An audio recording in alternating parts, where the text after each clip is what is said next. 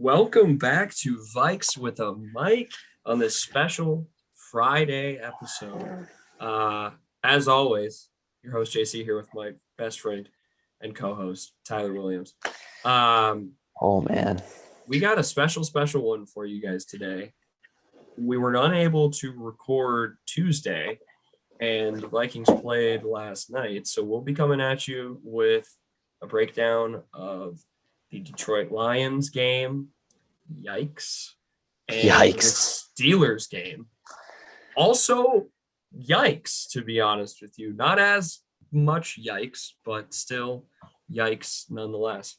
So let's just get right into it. We got a lot going on. No around the NFL most likely this week, just because it's only been Thursday, so we wouldn't have anything on these next upcoming games. We might get into maybe a couple from last week, but nothing too crazy like we normally do since we're getting through two full Vikings games. So we'll start, obviously, in order, man. We got to talk about the Lions. Yeah. And, yeah, your Minnesota Vikings lose to the Lions on Sunday, this last Sunday. Last play, 29-27, came down to the wire in Detroit. Your Detroit Lions are no longer winless because they Minnesota Vikings. Absolutely disgusting. And if you're watching us like on YouTube, we're smiling right now because obviously last night coming off of a victory, right? Yeah, but also, talking about this game is pain. Absolutely, yes. It's just painful. And also smiling because yes, smile through the pain, 100%. But in the moment, like I was fuming more about this loss than I had fumed about any other loss this season, which is like really kind of strange because I feel like there's been some more heartbreaking losses, like, I don't know, Arizona or Cincinnati to literally start the year off. But this was just a rough game to watch. I mean, you go up 6-0 and you're not able to get into the end zone. You can't cash touchdowns against the Detroit Lions. You get 2 field goals right after it. Like first of all, that can't happen when you're playing the Detroit Lions. Let's be honest. 100%. Yes. Yeah, your offense looks basically atrocious. I would argue a majority of this game. I was really disgusted by this offense. And then you give up 20 points to the Lions in the second quarter. And I think a majority of those points were in the latter half of the second quarter. Yeah, another 2-minute drill breakdown at the end of a half. Yeah. Again. Yeah. So just absolutely disgusting. The Vikings barely ever led in this game. And even when they did, they couldn't pull it out in the end. They let Jared Goff drive down the length of the field and score a game-winning touchdown. I mean, there's a million different things that we could get into here, but let's start on the defensive side of the ball. Right. Because, I mean, good Lord, if there was a game in which I think Zim should have been fired, it was this game. Oh, yeah, like definitely. The fact that he survived this game, to me, is absolutely insane. His defense completely fell apart. Granted, we'll get into the offense. It wasn't amazing either, but we at least got back into it enough that we had a lead. And then for them to just piss it back away, basically. Yeah. Absolutely horrible. Absolutely terrible. Yet again, we're making horrible coaching decisions on that side of the ball too. Like the timeout before that last play to get into that defense, not blitzing Jared Goff more than that entire drive. Just, yeah, I'm sure you have some notes as well. Yeah, like that specifically, like Goff struggled terribly against the blitz that game. And then it's just like on the final drive, we just play basically prevent defense and we give him just a clean pocket every time, only rushing 3 specifically on that last play makes absolutely no sense. Like what are you doing there? Like Jared Goff is not Aaron Rodgers. You can blitz Jared Goff. You could send 6 guys at Jared Goff and you probably get the sack. Like Like, I know you're missing guys, but it's like you're playing the Detroit Lions who haven't won a game. They've shown that they're not that great of a football team. Like, what are you doing? Make their quarterback uncomfortable in the pocket. Like, we were able to get pressure when we blitzed. Blake Lynch had a phenomenal game. He got to the quarterback plenty of times in that game. And it's just like we stopped blitzing, specifically on the last drive, and I don't know why. Like, I don't know. And then having Dancer play so far back, all our corners are playing just so soft. Like, press the freaking wide receiver. Like, get physical with them. Like, I don't care.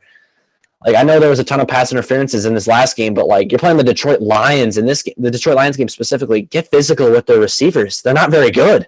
Like, yeah, I mean that's something I feel like we've been talking about a lot this season is the lack of press coverage aside from, your guy in Patrick Peterson. right. He's like the only one who's getting up in a receiver's face. And yeah, when Chris Boyd is out there too, but then, he's going to give you, like we saw last night, a penalty in, taunting or whatever. Taunting, yeah.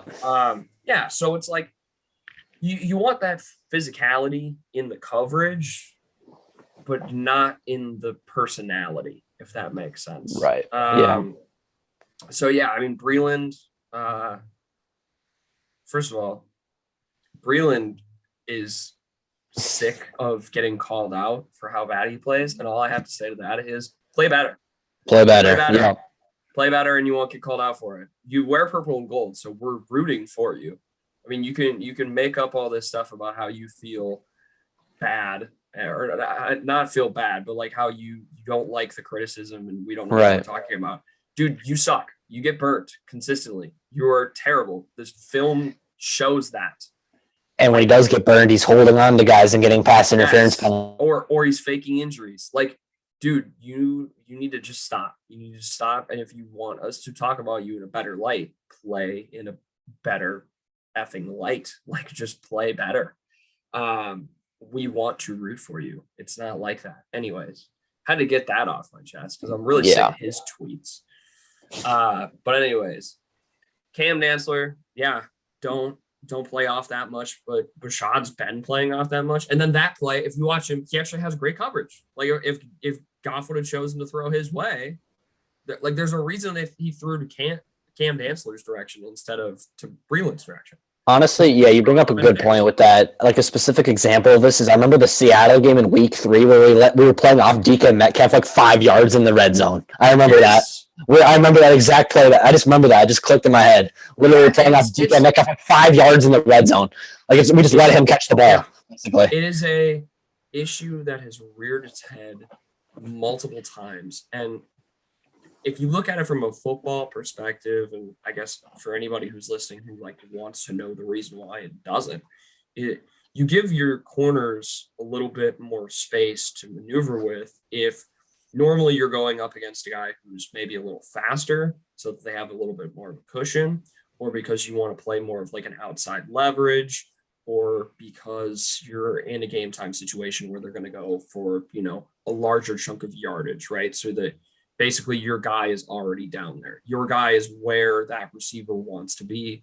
They have a better chance of making a play on the ball, or at least stopping the receiver from making a play on the ball.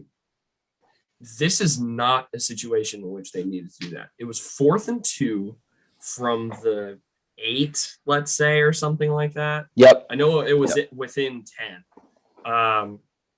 And they were covering in the back of the end zone. You started with a cushion, which is basically, for those who don't know, the distance between the receiver and the corner. You started with a cushion of, if you look back, like 4 yards at the time off the line. I mean, it might have even been deeper than that. Why are you not sticking on the line? All they have to do is get the point of the ball across the edge of the white goal line, and that is a touchdown. So what's the thought process there? Why are you playing so deep? You're an NFL cornerback. I'm nowhere near that, and I understand the nuances of a play like that. So that's you got to make Jared. You just got the thing to summarize, you got to make Jared Goff throw a pass into the back of the end zone make him throw it over Yes, you. Make him beat you like that. You didn't even give yourself a chance on that play. You literally just let the wide receiver catch the ball, basically. Yeah, like make him thread a needle. Make him do exactly what basically Ben Roethlisberger had to do on the last play of last night's game. Right. That is the exact idea of what you're going to do. If you're going to have them score a touchdown, make it be the hardest possible touchdown that they have to score. That's it. That's your job. Basically, absolutely abysmal play from this defense. I was really disgusted by it. They were missing Barr, Kendricks. They had Pierce and Tomlinson were both back. They both were back, yeah. They both were back. Okay. But we didn't have any linebackers. Yeah, so I mean, and P2 was out. P2 was out as well. Pat Pete was also out with COVID. He said, that was funny too, because he made that comment about the Cam Dantzler play. I wouldn't have played that comment. We know you wouldn't have. Yeah. We know you probably would have given like a 2-yard cushion on a play like that, I'm sure. So, yeah, just absolutely hilarious stuff. And so, I mean, let's talk about special teams now before we get into the offense.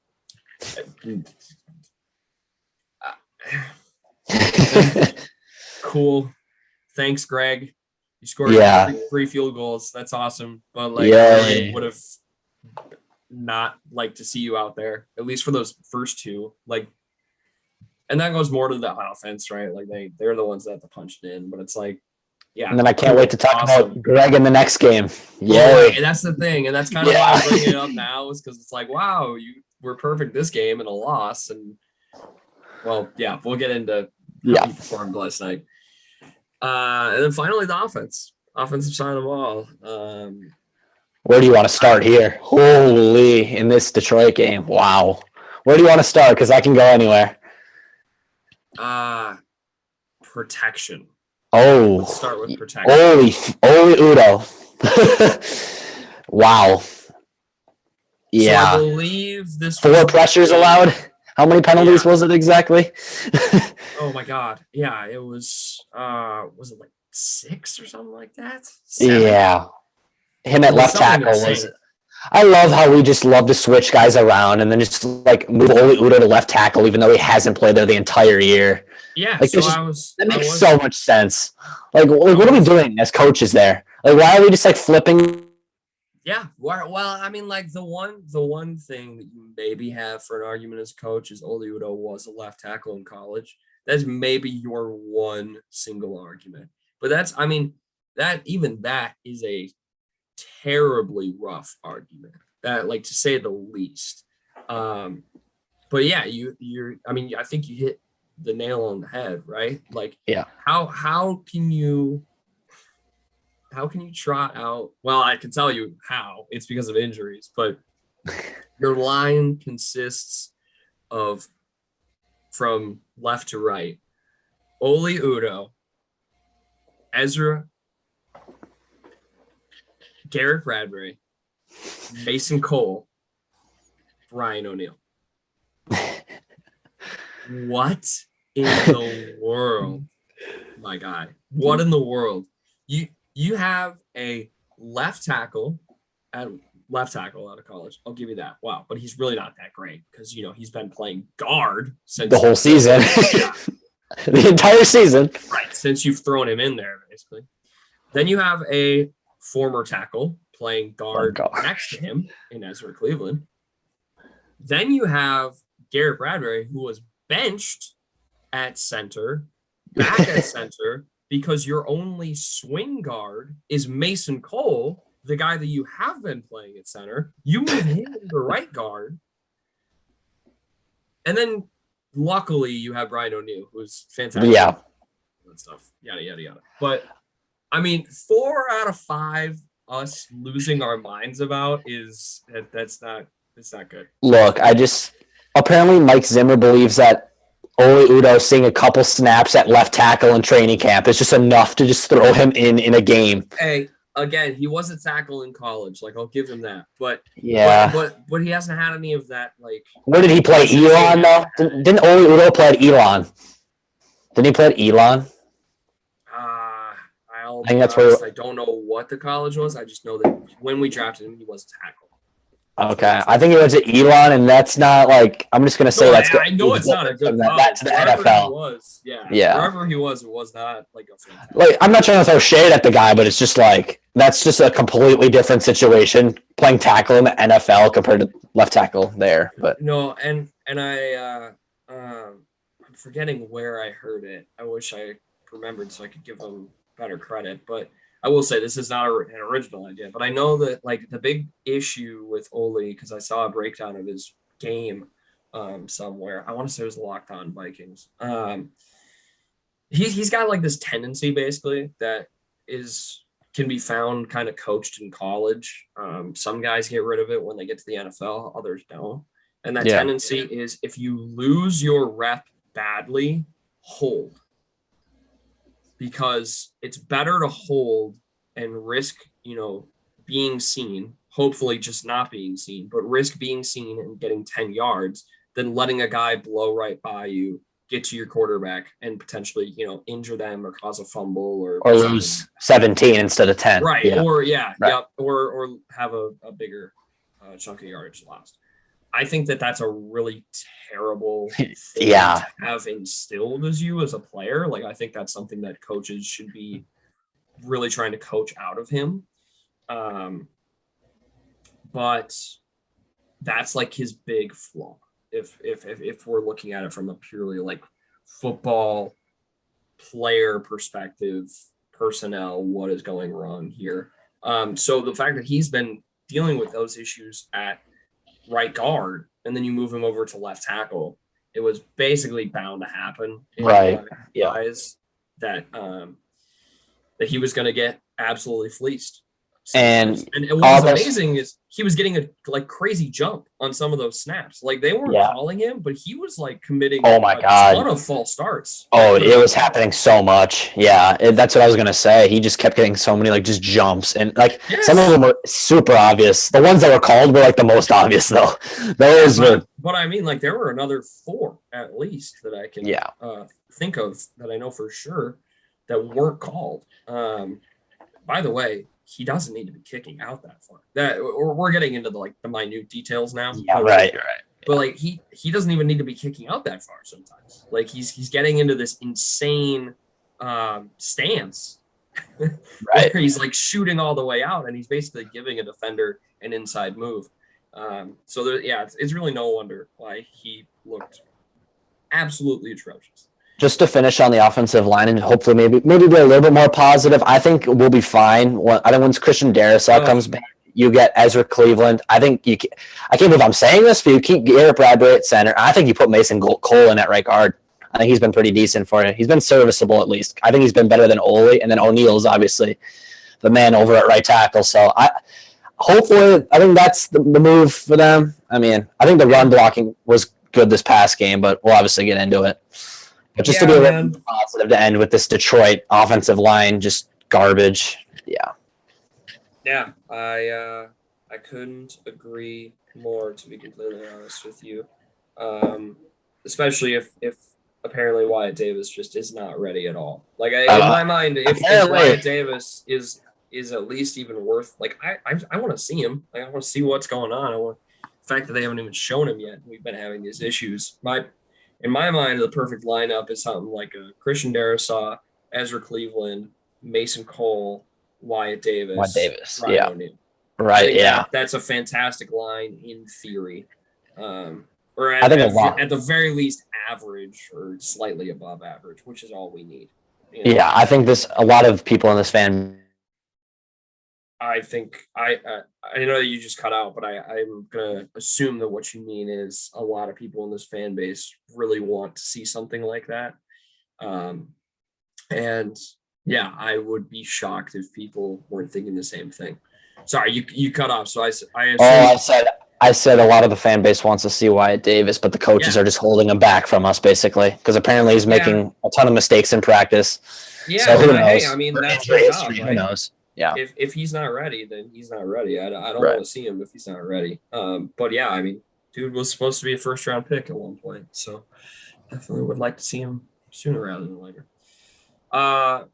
That's really my biggest thing on the offense. I'll hand it off to you, man. Like, yeah, if there's anything else that you really want to focus on it, because Kirk came back. He was serviceable, 30 for 40, 340 yards and 2 touchdowns. I mean, we got a lead.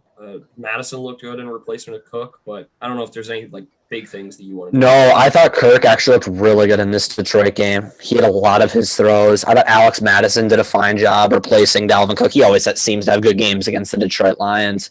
Well, but and also when any week that he like knows he's going to be the main back, he tends to play pretty damn well. It's coming in like in a big moment towards the end of the game when Cookie gets injured or something that he tends to that's when that's giving me Seattle flashbacks. Stop it. Exactly. My biggest problem with the offense in this game was the play calling and the plays where we kept calling screens in the worst possible situations. That just, I get screenplays are good plays for this offense. We can run screenplays effectively, but when you're running screenplays in the most obvious and most like dumb situations possible, it just makes no sense. Like some of the screens we drew up were just terrible with like Justin Jefferson. Then we didn't have enough blockers on his side half the time. I don't know. I would like to see more screens with the running backs, but they kept trying to do this like the simple just screen to Jefferson or Osborne. Usually, actually, Thielen when he got in the first play of the game, he gets hurt on a simple screen. Like, I don't know. The screens were just angering me. Talk about the Conklin screen too. Oh God, the Conklin screen that got absolutely blown up. And I mean, to be fair, if oh God, I'm trying to think who it was. It might have been Udo. It was one of the linemen. If they would have just set their block, he had nothing but space, but instead he gets blown up for like a 5-yard loss. We couldn't set any blocks on any screens in this Detroit game. No one was blocking on any sort of screen. Everything just got blown up. We kept going back. That's what annoyed me. We kept going back to it, even though it wasn't working. And we knew it wasn't going to work because Detroit had it figured out. But Clint's just like, let's just keep running it. You know? I don't know. You have very good receivers that can beat corners down the field, specifically Detroit corners, because they're one of the worst secondaries in the NFL. And we just kept throwing screen passes.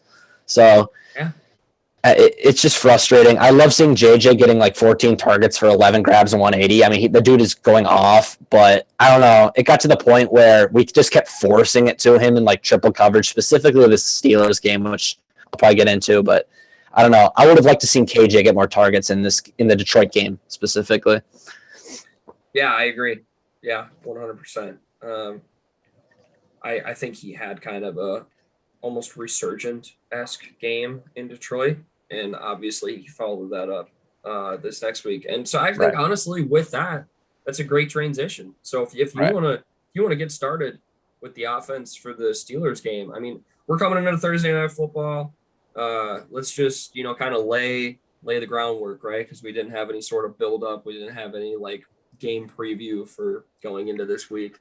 I came into this game thinking I honestly thought we were going to blow them out.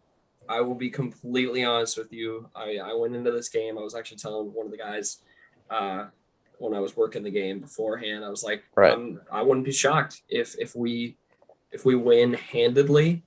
And I didn't know how I honestly felt about that, because if we had won handedly, I think that Mike Zimmer's seat might have cooled a little bit. And I kind of want it to stay hot. I think it is still staying hot. As bad as that sounds. Oh, well, yeah, right. Yeah. Because we made it close.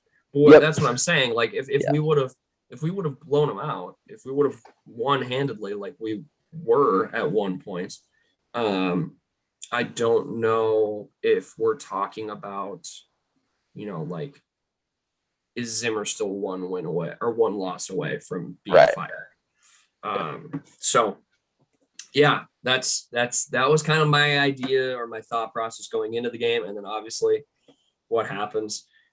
So go ahead, talk about your receivers, man. I mean, I think it's a perfect segue. Let's start with the offense.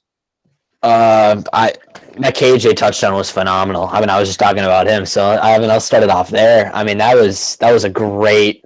He kind of gave him a little shove and just was gone. I mean, when you give KJ Osborne the ball, he's proven this season that he's a phenomenal receiver, specifically as a wide receiver 3. So I love them giving him the ball. JJ only had 7 grabs for 79 yards, but he was absolutely torching guys. It was just a lot of timing issues with Kirk. Balls getting batted. Kirk got drilled on the specific play in the red zone where JJ was absolutely wide open, but the timing was messed up, obviously, with the hit. But I don't know, that interception that he threw, and I was not a fan. When he tried to throw it to JJ in between like 3 guys, that's just not a good read, Kirk. Like, I don't know why. I know you're missing Adam Thielen, I get it, but look to your other guys. Like, JJ's great. I love you trying to throw him the ball, but when there's 3 guys on, don't try to force it. You know, you don't have to force that ball. You know? Yeah, 100%. I think it was a big tale of 2 halves for this game. You know, Kirk plays lights out in the first half, and then I don't know if it was his final stats or if it was just like the stats going into late into the fourth quarter. But at one point he was like 4 for 12, 1 touchdown and 2 interceptions. Yeah, I think that was the final second half stats for Kirk Cousins, which is absolutely horrible. Like, yeah. That's not Kirk Cousins this season. This just wasn't like a Kirk Cousins game. Like, yeah, his accuracy was just so off. I mean, he was just missing throws too. Yeah, it looks like a prime time Kirk Cousins game, which is weird because I mean JJ, again, you know, he had a great game, and so did KJ. I mean, neither broke 100, but they both had some. They both were open a ton. Yeah, touchdowns, and yeah, they were just being completely missed. And it's like, this is the consistency that we talk about, right? Because, you know, you talk about this the last game against Detroit before this, and sure, we don't win that game, but Kirk still looks pretty dang good. Right. What we just talked about his stat line. What was it, like 30 for 40? Yeah, he was 300 yards. The Detroit game, he looked great. Yeah, right. So how can you not do that when you have a running back who rushed for a franchise record amount of yards in the first half? I thought that Dalvin Cook was going to break AP's record last night. Ooh, that would have been awesome to see. I thought he was going to. I mean, he cracked 200. Good for Dalvin, by the way. Can't believe he played first. Yeah, that was injury. But he went off 205 yards, 2 touchdowns. Dude's a monster. I mean, I got to give credit to our offensive line with the run blocking. There's so many open holes for Dalvin. I don't know if the Steelers just weren't prepared. I don't think they were prepared coming in to face Dalvin Cook, to be honest. I think that was, I'll take it. I think they really weren't prepared to face him. I think they probably thought he was out all week. I'm going to be honest. Yeah, I think I definitely think that there might be like something to do with that.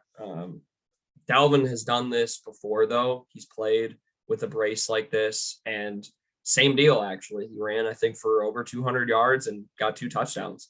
So this is not something that's out of the ordinary, per se, for Dalvin Cook when he's playing with this arm brace. But yeah, I definitely think like there's something to the idea that maybe the defense wasn't totally ready for him. This Steelers defense, too, though, if you look at the way they've been playing, they're really good at like taking away one aspect normally of the team's game. Yeah. Or one player. So like I was really expecting JJ to not be a factor in this game. I thought for sure like they were gonna not have to worry about Cookie because he was gonna be playing at 70%, so he wasn't gonna be going off, and then they could focus on JJ and they could take him out of the game completely. Obviously very wrong. But I think there was a little bit of truth to that in what I'm saying. I think that they did kind of put a ton of their focus on Justin Jefferson, rightfully so, with Adam being out. Right. And that's maybe why. Or maybe it was more of they put pressure on making sure Kirk didn't have all the time in the world to throw. That he was under duress, that he was having a hard time finding those open receivers. I kind of find that a little hard to believe. I'd have to like look back at all 22 or something like that and really do a deep dive. But that is the only thing that I can think of as to why they seemed so unprepared for Dalvin Cook. So unprepared. It was really bad. I mean, And Yeah. the run blocking was absolutely fantastic, by the way. Like Dalvin even said it in the post game interview. I can't remember who it was that he was talking to. One of the analysts, I think, for NFL Network. But she was like asking him about what it was like to run behind that offensive line, and he just kind of smiled and laughed, and he was like, "Yeah, I think you could have ran for 200 tonight if you were out there."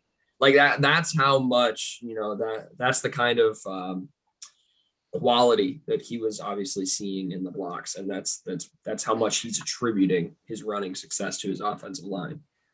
And the first touchdown is really what stood out for me with Dalvin, where he kind of just hit that hole and there was just no one in front of him. I mean, yeah, right. I think it was just perfect run blocking. Dalvin hit the hole perfectly, and there was just no one in front of him, and he was gone for 29 yards, I believe. So he looked good out there. He looked like his old self. He looked like a Dalvin that we had not seen yet. You can tell when he is like hurt. And it's like this game, he was wearing that brace, but it's like he looked like good when he was running with the ball. He honestly looked like better than he has. Like, that's what I mean. Like, he looked like the old Dalvin Cook. Right. Man, yeah, just absolutely insane. And I think that's like the biggest kind of things that you can touch on as far as the offense goes. The line did a pretty good job of turning it around. They got lucky that Watt got hurt, so they didn't have to worry about him rushing a majority of this game. But overall, obviously, you did enough. You scored 36 points. And that means you should win the game the majority of a lot of the time. I mean, right. That's what I was going to say. Yeah, anytime you score 36 points in an NFL game, unless your quarterback is named Patrick Mahomes, you should probably be winning that game. Right. So with that, let's turn it over to the special teams. Because I do want to talk about the defense, but I think that the defense should be saved for last. Right. Special teams, Greg Joseph starts out so poorly. It's not even funny. That kick was terrible. That first kick. Wow. Field goal, that was horrible. That was bad. For a second there, that made me like really consider what I was like. I was like, oh, maybe we're not gonna blow them out. Maybe this is gonna be an absolutely horrible game, and we're gonna get trounced. But yeah, I mean, obviously he ended up turning it around. He went 3 for 4 on field goals, but he also missed that extra point. He missed the first extra point, and wide right again. He always misses wide right on those like right hash. Well, the first field goal was right hash, and he completely missed it to the left. So I don't even know with Joseph anymore. If I'm being honest with you, man, it's just like he misses extra points occasionally, and then he's missing some big kicks. I mean, I think he's only missed 1 from 50 and beyond. So that was weird that he completely missed it that bad. That's what I'm trying to say. That's the thing, right? Like, obviously, last night was a little different with that miss, but it's like he's normally pretty dang good at hitting these long field goals. Right. So, like, how do you keep missing these PATs? You're also indoors. Like, it's You're not indoors. the weather, the conditions aren't changing. And the doors weren't even open. You know what I mean? Like it's not, I don't know. It's insane to me sometimes, man. Like, you would think you would never miss any sort of kick in your own building. You should be the most comfortable out of any kicker in the NFL in your own building, especially if it's a closed stadium. I'm still getting flashbacks of him coming up short in an indoor stadium. Stop. Was it from 48 and he came up short? I don't even want to tell you. Yeah, just don't even. It's not worth it. It's not worth it. Jordan Berry, by the way, also looked really great. This was revenge game, baby. Revenge game for him. Right? Yeah. Yes, sir. Yeah. I love Jordan Berry. When he pinned them for that last drive, I mean, we needed it. Right. We needed it. He did his job. He pinned that defense back. It was the defense's time to execute. He did his job, and it was a very good punt.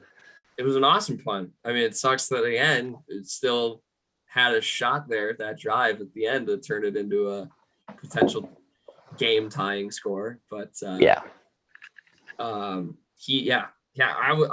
Jordan Berry, man. I really enjoy his punting. Hashtag for the brand. Um, with that, let's get into what I think is by far Yeah. biggest part of the game when it comes to the Minnesota Vikings. Even though, This might have which been- is crazy, again, in this game where you score 36 points, that your defense is the biggest part of this game. I'm honestly, this is like the craziest game from the defense all year. With Absolutely. like the most that went down on this defense all year. This game right here.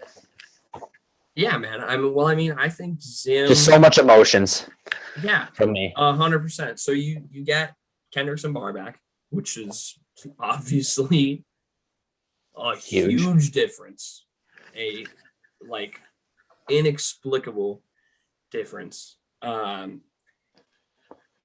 And you finish out the first half up 29-0. You're up 29-0. Flo Rida is your halftime performer. You are loving yourself. You're feeling great. Nobody's going to score. It's going to be a shutout. JC Goosen is working the game. He's smiling. He's got JJ and the Vikings defense playing in fantasy football. He's feeling good about himself. And then the second half happens. And in a span of 12 minutes of game time, I believe. Yeah. They scored 28 points. Yeah. Yeah. Third quarter, 2:15 left on the clock. We were up 29-0 with 2:15 left in third quarter. And they put up 28 points in basically 12 minutes. 13, 14, whatever. Close enough. Yeah. It's, yeah. So that's disgusting. I hated everything about the second half team. Zim summed it up best. He said that team that played in the first half, that team can beat anybody in the NFL. That team that played in the second half, that team can be beat by anybody in the NFL. So what in the world is going on? Well, the Vikings did exactly what they did in Detroit. That's what's going on. At least from my early point of view, from what I saw, basically what happened is your Minnesota Vikings stopped blitzing the statue that is Ben Roethlisberger. They stopped doing what worked. It's the same thing on offense. They stopped doing what was working for them. They ceased to put the pedal to the metal. They ceased to step on the throat of the Pittsburgh Steelers. They dropped back into coverage with their absolutely horrendous secondary and proceeded to let the game just go from there. You want to know what's embarrassing? I think we had 5 sacks on Roethlisberger. Weren't those all in the first half? Yes. Right. Yeah. So, and you know what's more embarrassing about that? Pittsburgh dropped back to pass a ton in this, specifically the fourth quarter, and we couldn't get a single sack in the fourth quarter. Yep. Yet we know they're basically passing every down because they're losing by 3 touchdowns. Yep. Yeah. I'm speechless. Like I just can't believe how that happens. How we're letting that happen. You shouldn't be speechless because I mean, it's the Vikings. We might every game has to be a 1-score game. So we knew that this was going to come down to 1 score. Yep. And you know, I heard my dad talking this morning, and he was telling somebody how at halftime he met up with some friends at the game, and everybody was in agreement that 29 points was not enough, that it was easily something that they could overcome, that the Vikings were going to Viking. Like, he's like, I'm not just saying this now. Like, we all were in agreement. We were like, yeah, man, it feels awesome right now. Hopefully they can hold on, but I just don't feel like 29 points is enough. And it's like, that's only the Vikings. That hurts so bad. It hurts so bad. That's only this team. Oh, absolutely. Yeah. Yeah. And so, I mean, if you don't get that, you know, if you don't get that touchdown late, if you don't like put this game within 8 points as far as you need to score and get a 2-point conversion to tie it, and you just stick with those 29. I just in Vikings nature, that game-winning field, they were in field goal range, man. They would have won this game. I have no doubt about it that they would have kicked the field goal and won the game. So, like, just I don't know why we do this to ourselves, Tyler. I mean, like, I'm so happy we won this game. We're still in the playoff hunt, and that's great. But it just hurts so bad, man. Week after week, can we just win one of these handedly, please? Peter Schrager actually this morning on Good Morning Football. Right, I think I saw perfectly. That. He put it up. He put it perfectly. This Minnesota Vikings team, could win the Super Bowl or lose the rest of their games, and neither would be shocking. Right. Yeah. Because we've shown that we can beat anyone, and we've shown that we can lose to anyone. And I mean, this podcast episode, this episode right here, going from a Detroit Lions loss to what should have been blowout against the Pittsburgh Steelers, both turning into one possession games. This just shows. Yeah, this is the epitome of the Minnesota Vikings this year. The absolute epitome of the Minnesota Vikings. So, with that, we're actually just about hitting our time limit here, I think. Yeah. So, just some predictions for next week. Wrap it up. Yeah, next week, Monday Night Football. Oh, God. The Bears. Oh, no. The Bears. Justin Fields most likely under center. I am going to go ahead and say the Vikings lose, and they will lose probably by one possession. I know, shocker. Yeah, no, it's gonna be a rough game, man. I think we're gonna lose 21-13. Yeah. Honestly, I like the score prediction because every time we play Chicago, it's just always a stupid game where it's always low scoring and nobody can move the ball. And yeah, it's just terrible. I don't know. For my prediction, I don't know. I'm gonna take the Vikings. I'm gonna take the Vikings. I'm gonna try to be positive. It's gonna obviously be low scoring, but the final score is gonna be 20-17. 20-17. It's going to be close, but it's going to be very low scoring. The under will obviously be hit on this game. There's not going to be much scoring at all. Both these teams' offenses will not do much. That's all I'm going to say. So, right. I think you and I are on the same page here then, which is kind of crazy because actually I feel like up until this episode, we haven't now. Right. We haven't had the same key to the game, I suppose is what we've been calling it. I'm trying to think. But anyways, the defense. It's going to be the defense of either team. Which defense can stop with the other offense more, basically? Yep.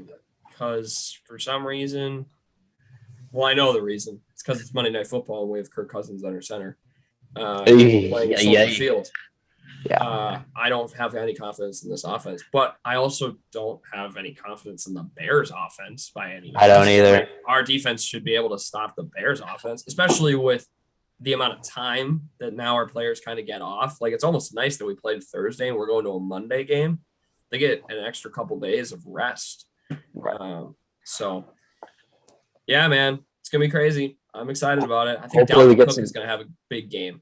I hope so. Hopefully we get some more guys back. I just don't get why we have to play the Bears every time on a Monday night at Soldier Field. It's every year, man. And then it's always at home versus the Bears in week 17 or 18. Like, it's every time. The NFL schedulers just love to just get the same pattern, man. Yeah, man. Hey, get used to it, brother. It's going to be this Monday night game, then a nooner day after Christmas against LA, then Sunday night in Lambeau, and then coming back to 3 divisional games. Chicago. So, 3 divisional I love the prediction, man. I sure hope that you're right. Thank you guys so much for watching. As always, make sure that you support the podcast in any way, shape, or form. We will be back. I'm trying to think. Not next Tuesday because we've already done. So we're gonna have basically a week off next week. We'll be back the following Tuesday. Yeah. following Tuesday. I'm trying to think of what day. It's going to be the day after the Vikings game, so hopefully we don't have to be. Hopefully we won't be feeling too much pain. Right. Oh my God. Yeah. I'm telling you, man. Get your heart ready. Yep. But yeah, thank you guys so much for watching. Make sure you check out the website, www.vikeswithmike.com. All the previous episodes are archived there. Check us out on YouTube. Leave us a like, comment, subscribe, all that good stuff. We'd love to hear from you guys. And yeah, we'll be back later. Your Vikings are 6-7. They're still in the playoff. There's still a chance, man. Let's do it. Can we run the table? We shall see. Thank you so much. And as always, Skol.